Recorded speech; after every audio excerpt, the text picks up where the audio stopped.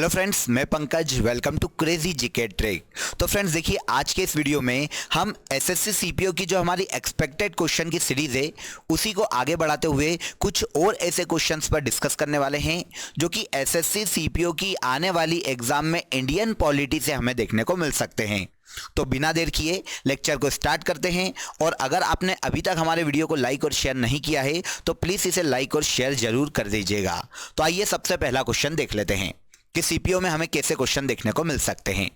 तो पहला क्वेश्चन देखिए फ्रेंड्स, वर्ष 1948 में सरकार द्वारा भाषाई आधार पर राज्यों के पुनर्गठन के विषय में परिरक्षण हेतु नियुक्त प्रथम भाषाई प्रांत आयोग के अध्यक्ष कौन थे? तो देखिए 1947 में फ्रेंड्स जब देश आजाद हुआ था तो उसके बाद नए राज्यों के गठन के लिए जिस सबसे पहले आयोग का गठन किया गया था वो था एस के धर आयोग। एस के धर इस आयोग के अध्यक्ष थे, इसीलिए इस आयोग को एस के धर आयोग के नाम से जाना जाता है। ईयर हमको मिल ही गया है 1948। तो आंसर सी। लेकिन देखिए इसके बाद भी कुछ और आयोग गठित किए गए थे राज्यों के गठन के लिए। आइए देख लेते हैं। तो एस के धर आयोग के बारे में आपको पता चल गया, ये 1948 में गठित किया गया था। उसके बाद राज्यों के गठन के लिए ही जेवीपी कमेटी का भी गठन किया गया था। इसी साल के अंत में मतलब 1948 के दिसंबर माह में ही जेवीपी जवाहरलाल नेहरू, वल्लभ भाई पटेल और पट्टाभी सीतारामैया, इनके नाम पर जेवीपी आयोग का गठन किया गया था। और सबसे लास्ट में राज्य पुनर्गठन आयोग गठित किया गया था 1953 में। इस आयोग के अध्यक्ष फजल अली थे। कौन थे? फजल अली, याद रखिएगा। इसीलिए इस आयोग को फजल अली आयोग के नाम से जाना जाता है। दो सदस्य भी थे इस आयोग के, एक थे हृदयनाथ कुंजरू और एक थे के एम पडिक्कर। अध्यक्ष फजल अली और दो सदस्य। क्लियर? 1953 में इस आयोग का गठन किया गया था और इस आयोग की सिफारिश पर 1956 में राज्य पुनर्गठन अधिनियम लाया गया था और भारत में 14 राज्य और 6 केंद्र शासित प्रदेश बनाए गए थे। तो इन 3 आयोग को याद रखिएगा। अगर एस के धर आयोग से क्वेश्चन आ सकता है तो उम्मीद है कि हमें इनसे भी क्वेश्चन एग्जाम में देखने को बिल्कुल मिलेगा। नेक्स्ट क्वेश्चन पर आ जाते हैं। अगला क्वेश्चन देखिए, इंपॉर्टेंट है। किस संविधान संशोधन द्वारा दिल्ली को राष्ट्र राजधानी क्षेत्र का दर्जा प्रदान किया गया था? वेरी सिंपल और वेरी इंपॉर्टेंट। देखिए दिल्ली, इसे एनसीआर या राष्ट्र राजधानी क्षेत्र का जो दर्जा है वो 69 अमेंडमेंट एक्ट के तहत दिया गया था। 69 अमेंडमेंट एक्ट 1991 में किया गया था और भारतीय संविधान में एक आर्टिकल को जोड़ा गया 239A। इसमें प्रावधान किया गया और दिल्ली को विशेष दर्जा दिया गया राष्ट्र राजधानी क्षेत्र का और राष्ट्र राजधानी क्षेत्र घोषित किया गया। आई होप समझ में आया होगा। इसी के साथ इसी अमेंडमेंट में 69th अमेंडमेंट में 70 सदस्यीय विधानमंडल का दिल्ली में गठन किया जाएगा, यह भी प्रावधान किया गया। और मंत्री परिषद की जो सदस्य संख्या है वो विधानमंडल का 10% होगी। मतलब दिल्ली में वर्तमान में केवल 7 सदस्यीय विधान परिषद देखने को मिलती है, या आप बोल सकते हैं, सॉरी विधान परिषद नहीं, 7 सदस्यीय मंत्री परिषद देखने को मिलती है।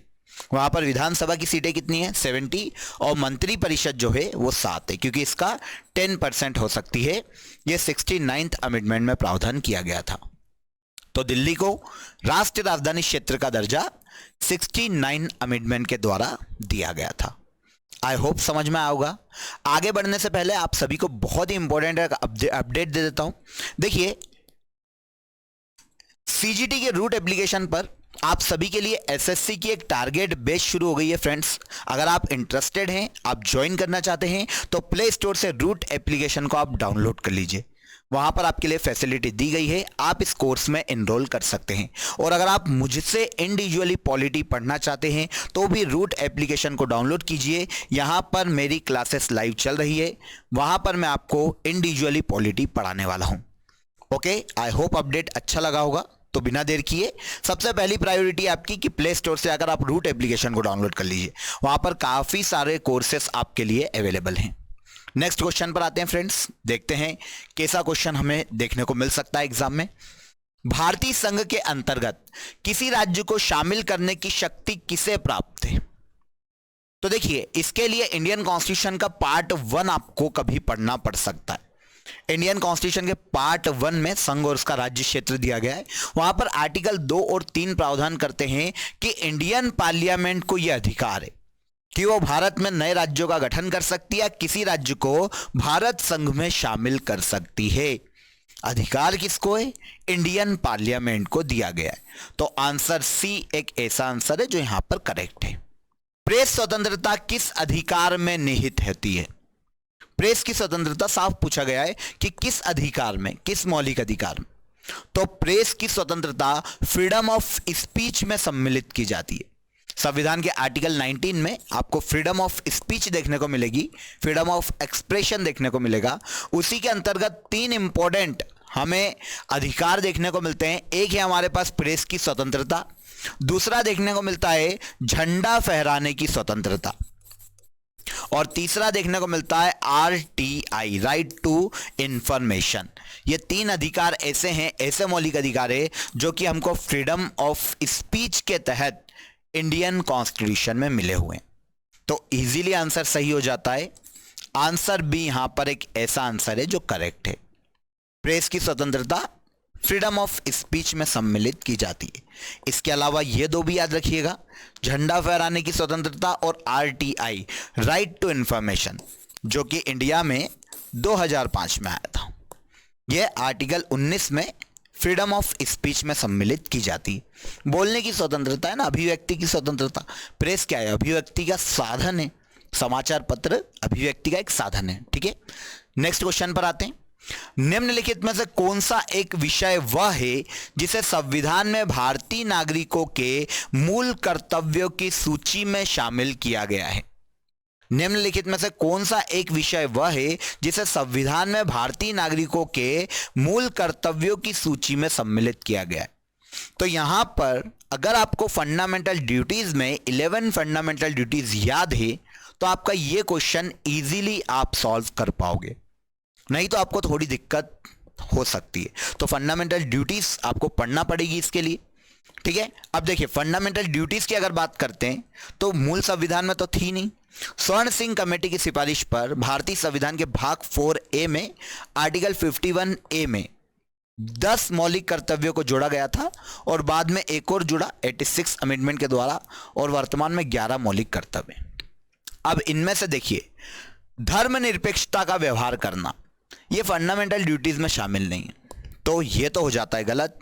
सेकंड देखते हैं, वैज्ञानिक स्वभाव रखना, मानववाद और ज्ञानार्जन तथा सुधार आदि की भावना विकसित करना, ये मौलिक कर्तव्य में सम्मिलित है। ये 11 मौलिक कर्तव्य में से एक मौलिक कर्तव्य है, तो आंसर मिल जाता है सबसे पहले आंसर बी। इसके बाद सरकार को सभी करों का नियमित और सही ढंग से भुगतान करना, यह भी मौलिक कर्तव्य में नहीं है। हालांकि ये एक रिस्पॉन्सिबिलिटी है एज ए सिटीजन, लेकिन संविधान में मौलिक कर्तव्य नहीं है ना। और अपने कर्तव्यों का निष्पादन करे, किसी लोक सेवक पर आक्रमण न करना है ना, निष्पादित करना और किसी लोक सेवक पर आक्रमण न करना। हालांकि ये सब आपके रिस्पॉन्सिबिलिटीज है एज ए सिटीजन, लेकिन संविधान में केवल इनमें से बी दी गई है ना। तो 11 मौलिक कर्तव्य अगर याद होंगे तो ऐसे क्वेश्चन आपके इजीली लग पाएंगे, नहीं तो आपको कंफ्यूज करेंगे। क्योंकि देखिए, देखने से तो सारे जितने भी 4 ऑप्शन दिए गए सब के सब रिस्पॉन्सिबिलिटीज ही लग रही हैं नागरिकों की, लेकिन क्या इन्हें संविधान में मेंशन किया गया है? नहीं किया गया। किसको किया गया है? आंसर बी को। तो एक बार इसलिए बोल रहा हूं, एक बार 11 मौलिक कर्तव्य पढ़ लेना, क्योंकि वहां से कभी कभी रेयरली क्वेश्चन पूछे जाते हैं, क्योंकि वो छोटा सा टॉपिक है। 11 मौलिक कर्तव्य पूरे भाग 4 में, भाग 4A में, तो उसको आप एक बार पढ़ लीजिएगा। चलिए नेक्स्ट क्वेश्चन देखते हैं। भारतीय राष्ट्रपति के विषय में निम्न कथनों पर विचार कीजिए। प्रेसिडेंट के विषय में आइए कथन देख लेते हैं, क्योंकि ऑप्शन मल्टीपल चॉइस में, आंसर मल्टीपल चॉइस में। वह भारत का नागरिक होना चाहिए, बिल्कुल सही है। फर्स्ट तो प्रेसिडेंट के संबंध में सही है यहां पर। सेकेंड, वह 35 वर्ष की आयु पूरी कर चुका हो, यह भी बिल्कुल सही है। अगर भारत का प्रेसिडेंट बनना है तो 35 वर्ष की आयु पूरी होनी चाहिए।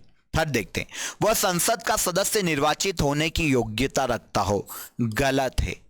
उसे केवल लोकसभा का सदस्य निर्वाचित होने की योग्यता होनी चाहिए उसके पास, ना कि पूरे संसद का सदस्य निर्वाचित होने की उसके पास योग्यता होनी चाहिए। केवल लोकसभा, तो यहां पर यह हो जाता है गलत। तो केवल 1 और 2 यहां पर सही है। आंसर हो जाएगा answer C. Easy. Next question पर आते हैं। भारतीय संविधान में संसदीय शासन व्यवस्था किस देश से ली गई है? तो देखिए, संसदीय शासन व्यवस्था जो पार्लियामेंट्री सिस्टम है भारत में, वो लिया गया है उनसे जिन्होंने हम पे कभी रूल किया है। ब्रिटेन के संविधान से अडॉप्ट की गई संसदीय शासन व्यवस्था इंडियन कॉन्स्टिट्यूशन में ब्रिटेन के संविधान से ली गई है। आंसर सी हो जाएगा। इसके अलावा एक और ऐसा प्रावधान जो कि ब्रिटेन के संविधान से लिया गया है और एग्जाम में काफी पूछा जाता है, वो है सिंगल सिटीजनशिप, मतलब एकल नागरिकता। याद रखिएगा, एकल नागरिकता का प्रावधान भी ब्रिटेन के कॉन्स्टिट्यूशन से लिया गया है और इसके अलावा संसदीय शासन व्यवस्था को भी ब्रिटेन के कॉन्स्टिट्यूशन से इंडियन कॉन्स्टिट्यूशन में एडॉप्ट किया गया है। इंपॉर्टेंट क्वेश्चन है, इसलिए याद रखिएगा। आगे आ जाते हैं नेक्स्ट क्वेश्चन पर। देखिए, लोकसभा के किसी विधेयक को धन विधेयक के रूप में कौन प्रमाणित करता है? अगर कोई बिल लोकसभा में लाया जाता है तो धन विधेयक को कौन बताएगा, बिल को कौन बताएगा कि वो धन विधेयक है? तो यह प्रमाणित करने का अधिकार, याद रखिएगा, लोकसभा स्पीकर को दिया गया है। बहुत ही इंपॉर्टेंट है। मनी बिल से काफी क्वेश्चन हमें एग्जाम में देखने को मिले। ये तो काफी रिपीट होता है, हर दूसरी एग्जाम में कहीं ना कहीं मनी बिल से क्वेश्चन आता हुआ दिखता है। इसके आर्टिकल भी काफी इंपॉर्टेंट है। 2 आर्टिकल मनी बिल से रिलेट करते हैं, आर्टिकल 109 और आर्टिकल 110। आर्टिकल 109 में धन विधेयक की प्रक्रिया प्रोसीजर दी गई है और आर्टिकल 110 में धन विधेयक की परिभाषा दी गई है। ठीक है, इसके अकॉर्डिंग कोई भी बिल मनी बिल है, इस बात का फैसला लोकसभा में लोकसभा स्पीकर के द्वारा किया जाता है और राज्य की विधानसभा में विधानसभा स्पीकर के द्वारा किया जाता है। कभी क्वेश्चन ऐसा आ जाए कि धन विधेयक को लोकसभा में रखवाता कौन है, तो याद रखिएगा प्रेसिडेंट रखवाता है। प्रेसिडेंट मनी बिल को लोकसभा में रखवाता है। अगर लोकसभा अध्यक्ष बोल देता है यस ये बिल मनी बिल है, साइन कर देंगे, तो फिर वो जाता है प्रेसिडेंट के पास और प्रेसिडेंट उसको लोकसभा में रखवाते हैं पास करवाने के लिए। तो दोनों क्वेश्चन में डिफरेंस है और दोनों क्वेश्चन इंपॉर्टेंट। रिपीट कर लेते हैं, कंफ्यूज मत होइएगा। कोई भी बिल मनी बिल है, इस बात का फैसला कौन करता है? तो आंसर सबसे पहला डी, लोकसभा स्पीकर। और मनी बिल को लोकसभा में कौन रखवाता है? तो प्रेसिडेंट रखवाते हैं। मनी बिल से रिलेटेड आर्टिकल कौन से हैं? आर्टिकल 109 मनी बिल की प्रक्रिया और आर्टिकल 110 मनी बिल की परिभाषा। ओके, अगले क्वेश्चन पर आते हैं। देखिए, आर्टिकल 108 के अंतर्गत लोकसभा और राज्यसभा की संयुक्त बैठक आहूत की जाती है, मतलब बुलाई जाती है। तो देखिए फ्रेंड्स, यहां पर सबसे पहला जो आपको नोट करना चाहिए वो ये करना चाहिए कि संयुक्त अधिवेशन का प्रावधान इंडियन कॉन्स्टिट्यूशन के किस आर्टिकल में देखने को मिलता है। तो संयुक्त अधिवेशन का जो प्रावधान है इंडियन कॉन्स्टिट्यूशन के आर्टिकल 108 में देखने को मिलता है। ओके, अब देखिए, लोकसभा और राज्यसभा की संयुक्त बैठक कौन बुलाता है, यह पूछा गया है। तो लोकसभा और राज्यसभा की संयुक्त बैठक प्रेसिडेंट बुलाते हैं, याद रखिएगा, राष्ट्रपति के द्वारा आहूत की जाती है। आंसर ए हो जाएगा। और यहां पर एक और इंपॉर्टेंट क्वेश्चन, अगर कभी क्वेश्चन ऐसा पूछा जाए कि लोकसभा और राज्यसभा की संयुक्त बैठक राष्ट्रपति के द्वारा बुलाई जाती है, वो तो ठीक है, लेकिन संयुक्त बैठक की या संयुक्त अधिवेशन की अध्यक्षता कौन करता है, यह पूछ लिया जाए, तो याद रखना संयुक्त अधिवेशन की अध्यक्षता लोकसभा स्पीकर के द्वारा की जाती है। लोकसभा स्पीकर, लोकसभा अध्यक्ष संयुक्त अधिवेशन की अध्यक्षता करते हैं। तो दोनों ही इंपॉर्टेंट क्वेश्चन है, याद रखिएगा। अगला क्वेश्चन देखते हैं। लोकसभा की कार्यवाही आयोजित करने के लिए अपेक्षित गण पूर्ति क्या है, मतलब कोरम कितना होना चाहिए। अगर लोकसभा बुलाना है और लोकसभा को लगाना है, उसका कार्य शुरू करना है, तो एक मिनिमम मेंबर उसमें होने चाहिए, वही होती है गण पूर्ति या कोरम। अब वो कितनी होना चाहिए? तो लोकसभा की कुल सदस्य संख्या का 1/10 भाग होने चाहिए। मतलब अगर लोकसभा में मान लेते हैं 50 मेंबर हैं, 550 सदस्य हैं, तो 55 सदस्य लोकसभा में उस वक्त होने चाहिए मिनिमम, तब लोकसभा की कार्रवाई शुरू की जाएगी। ये गणपूर्ति, जितने भी मेंबर, अभी अगर 545 मेंबर है तो भी 55 मेंबर तो चाहिए ही चाहिए, तभी तो 10% हो पाएगा, है ना। तो 1/10 ये चाहिए अगर लोकसभा का सत्र शुरू करना है ना, कार्रवाई शुरू करना है। यह है कोरम, इसे कहा जाता है कोरम। याद रखिएगा, रेयर क्वेश्चन आता है पर आता है तो फिर एग्जामों में हमने काफी बार ये क्वेश्चन देखा है। ठीक है, आगे आते हैं। विधानसभा का सदस्य निर्वाचित हुए बिना कोई मंत्री किस अवधि तक अपने पद पर बना रह सकता है? ऐसा व्यक्ति देखिए जो कि मंत्री बन गया लेकिन विधानसभा का सदस्य नहीं है ना, या फिर ऐसा बोला जाए कि विधानमंडल का सदस्य नहीं है और मंत्री बन गया, तो मंत्री तो बन सकता है लेकिन 6 माह के अंदर, कितने माह के अंदर? 6 माह के अंदर। 6 माह का ऑप्शन यहां पर हमें दिख नहीं रहा है तो हम इसको माह कर लेते हैं, यहां पे थोड़ा सा हमसे टाइपिंग मिस्टेक है, इसको हम कर लेते हैं 6 माह। याद रखिएगा 6 माह का समय चाहिए, 6 माह तक वो बिना विधानमंडल के सदस्य हुए बिना ही मंत्री पद पर रह सकता है, लेकिन 6 माह के अंदर उसको किसी भी एक सदन की सदस्यता लेनी पड़ेगी। अगर विधानसभा है जो कि होगी तो इसका सदस्य भी बन सकता है, और अगर किसी राज्य में विधान परिषद है ना, यही मिला के विधानमंडल होता है ना, तो अगर किसी राज्य में विधान परिषद है तो वो उसकी भी सदस्यता ले सकता है, या फिर विधानसभा का ही सदस्य बन जाए लेकिन 6 माह के अंदर। अगर 6 माह के अंदर वो दोनों में से किसी एक सदन में नहीं चुना जाता तो उसको मंत्री पद से इस्तीफा देना पड़ेगा। तो बिना विधानमंडल का सदस्य हुए बिना वो 6 माह तक मंत्री रह सकता है। ठीक है, उसके बाद उसके अंदर उसको सदस्यता ले लेनी चाहिए, नहीं ले पाता 6 महीने के अंदर तो मंत्री पद से इस्तीफा देना पड़ेगा। आंसर बी यहां पर सही हो जाएगा। 6 वर्ष है, 6 वर्ष हमको ऑप्शन में टाइप हो गया लेकिन ये 6 माह है, याद रखिएगा। क्लियर, आगे आते हैं। किसी राज्य के मुख्यमंत्री से संबंधित निम्न कथनों में से कौन सा कथन सत्य नहीं है मुख्यमंत्री के संबंध में? आइए देख लेते हैं। मुख्यमंत्री राज्यपाल द्वारा नियुक्त किए जाते हैं, बिल्कुल सही कथन है ये। ठीक है, राज्यपाल मुख्यमंत्री की नियुक्ति करते हैं और अन्य मंत्रियों की नियुक्ति मुख्यमंत्री की सिफारिश पर राज्यपाल करते हैं। सेकंड देखते हैं। सामान्यतः मुख्यमंत्री मंत्री परिषद की बैठकों की अध्यक्षता करता है, यह भी बिल्कुल सही। इसके बाद देखिए, राज्यपाल मुख्यमंत्री की सलाह पर अपने समस्त कार्यों को करते हैं या समस्त कृत्यों का प्रयोग करते हैं, तो यह गलत है।